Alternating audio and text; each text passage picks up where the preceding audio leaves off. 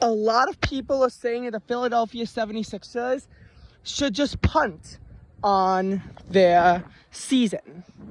But in this video, I am going to explain why that is actually not the best idea. And the main reason why I think that it's not a good idea for the Sixers to just give up on their season and focus on bigger seasons, well, it's kind of twofold. First of all, it is too late in the season for the Sixers, to punt. One of the things is that when you're ever in a sport, one of the worst places to be in is just on the fringe of making the playoffs. You're not going to get a good draft pick because you had a good record. But on the other hand, you are not qualifying for the playoffs either. What makes the NBA interesting is the aspect of the play-in tournament. Basically, seeds 7 through 10 get to compete in a play-in tournament. They get to compete in a play-in tournament to see which two can make it in. You have the 9 and 10 seeds face off, and the 7 and 8 seed face off. The winner of the 7 and 8 seed gets the 7th seed, and the winner of the 9-10 battle faces off with the loser of the 7-8 battle to determine who gets the 8th seed. So the 7th seed could still miss the playoffs entirely, and so can the 8th seed. And while a 7th seed has never missed the playoffs before, an 8th seed has. 9 seeds have qualified for the playoffs because of this rule, although we've never seen a 10 seed make it into the playoffs before. Nonetheless, there's absolutely nothing saying that can't happen. I'll give 2 examples.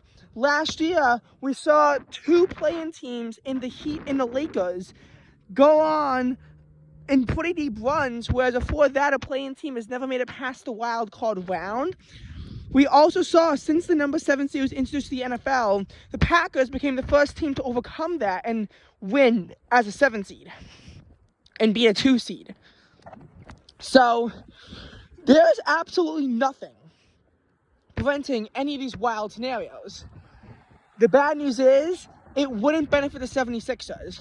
The 76ers are not the kind of team without a need to be able to be a 10 seed and defeat both a 9 seed and an 8 or a 7 seed to make the playoffs. Rather, they're the kind of team that would choke to an 8 seed and then furthermore would choke to either a 9 or a 10 seed and miss out on the playoffs entirely, while allowing the 8 seed to get the 7th spot and then a 9 or 10 seed to get the 8th seed. They are promptly that kind of a team. And that's the unfortunate aspect. I think the Sixers, if this had happened like a few months earlier, maybe early on in the season, when they weren't quite as hot as where they are right now, like maybe when they had a record of, say, 12-5. Maybe at that point, I could say, yes, punt away on the season because you need a good draft pick. However, my hesitation towards that now is the Sixers are highly unlikely to get a good draft pick. They're likely going to be a play-in team if nothing changes, but one that's going to lose in a tournament. Because that's the thing. The Sixers right now are 30-18. They are 26-8 with Joel Embiid. They are 4-10 without Joel Embiid. So, if we take that 4-10 win rate and equate that to about 29%, because that's what it is. They played 48 games this season. 34 games remain on the season. If you have 34 games and you're projected to win about 29% of them, then that clocks out to be about 10 wins more that they can expect. That's 40-42. 40-42 is not a good record in the NBA. Nevertheless, it can be good enough for the 9 and the 10th spot. It could also get you stuck at 11, but I think that 40-42 would actually be good enough to get you at the very least into the play-in tournament. But the play-in tournament itself is not actually qualifying for the playoffs. You have to win in the play-in tournament to qualify for the playoffs. Like, people always compare this to what the wild card round is in baseball. And what I like to say is that while they both are similar comparisons, at least in baseball, the wild card, if you won, obviously, yes, you moved to the next round. If you lost, you were still credited with a playoff berth. Because even though it's seen as more of a play-in round, it wasn't officially viewed that way, the same with the NBA is, where if you're a play-in team, you don't get it. Think of the Raptors, or the Bulls, or the Thunder, or the Pelicans. These are the 4 teams that qualified for the play-in tournament last year and did not advance past there. And here's the thing, in the NBA, 53% of teams are going to make the playoffs anyway. Why would you want that number to go up to 67% and make it so you can be credited with a playoff berth for having a win total in the 30s, which is highly realistic if you do that. This way, you have to win 2 games and a single loss will eliminate you. But it doesn't reward anyone because you still have to make it there. And the award of placing 6th seed or higher is that you don't have to go through the play-in tournament. You don't have to shoot through those hoops. And that's what I'm saying, is that the Sixers, if we were the 7th seed or maybe the 8th seed, okay, maybe we'll win one of those 2 games by fluke and design, because the chance that I win without Embiid isn't 0, it's just 29%. But if we're the second 9 or 10 seed, which is highly likely if our record is 40-42, you know, you just gotta think how we can improve without Embiid. And that's the unfortunate part. When the Sixers traded away James Harden to the Clippers, they did so that they could build a team around Embiid, not foreseeing his persistent injuries. The Sixers, already with an injured Embiid, have sunk from the 2nd seed in the Eastern Conference down to the 5th. And they are in danger of falling to that 7th seed level and plunging even lower than that. Basically, in the front-runners race, the Sixers are out of it. And the Knicks and Cavaliers have taken their place for what are likely to be the most serious contenders in the NBA. Embiid will not be the MVP. It's likely going to be Nikola Jokic again. Embiid is simply not going to meet the qualifications because he can only miss 4 more games as it is, and he's obviously going to miss that. The question also becomes, can Embiid play in the playoffs? I mean, like, obviously, a lateral meniscus is going to take at least 6 weeks. If they can get him back by mid-March, then I think that it's highly likely that they can begin to bounce back on their record and finish about 45-37, which should actually be enough for the number 6 seed. But is Embiid going to agree to that? He might say no, because he was put in a game on January 30th against the Warriors he was never supposed to play.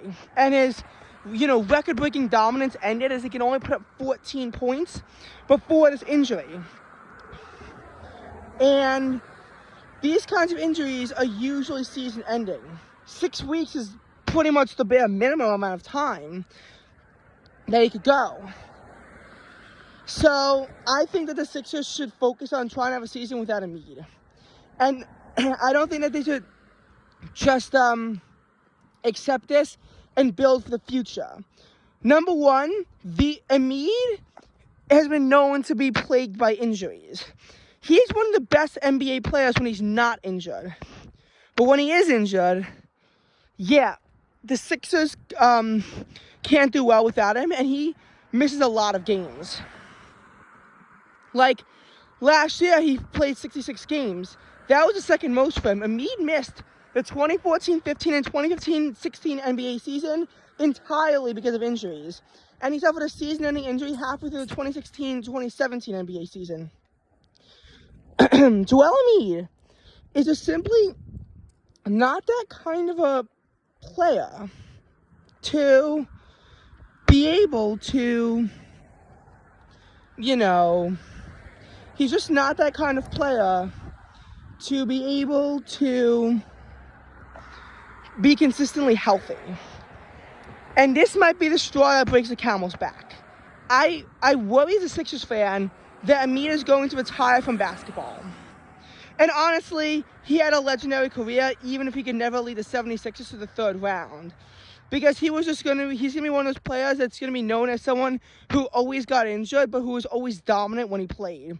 I can't make another comparison to another player that I think is like that, but Joel Embiid might be done. And we have a trade deadline coming right up. And I think what the Sixers should do is not go like totally all in on the trade deadline, because again, it's likely only temporary, but try to get someone who can take Joel Embiid's place and get some of those more garbage guys out there.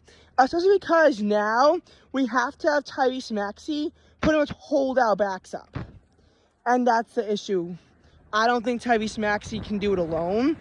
And a lot of these other players on our team, I mean, they just suck. They just flat out suck. Embiid truly did carry the team. He truly would have been the MVP if he could play. All these statistics are pretty damning. He'd be the MVP if he could play. The issue is, though, he can't play. And I think this is an issue that's going to plague the Sixers. And again, if this happened a few months ago when the Sixers were again at a 12-5 record, I would say absolutely tank on the season. The Sixers would likely, at that point, the 17 games they've played, so they would have to still play 65 more games. And with their win rate, if you look at 65 and multiply that, multiply 65 by 29, you're going to get 19 wins out of that. So they would finish with 31 wins and 51 losses. That's a pretty bad record in the NBA. It's going to get you one of those top draft picks. But now, again, 40 and 42, it's like that worst possible zone. And again, can the Sixers make the first round of the playoffs? Because honestly, at this point, I would accept that. In the season, we were all thinking that this was finally going to be the year we made it to the third round. Honestly, I just want to make it to the first round and hopefully have Embiid be fully healthy and in full shape for the playoffs. Because I think that if we can get some of that Embiid magic coming in right when we make the playoff push, I think that's going to be very important. Pretty much, what my stance is, do not play Joel Embiid in the regular season. If we don't make the playoffs, we don't make the playoffs. But make moves now so that we, kind of can make the playoffs.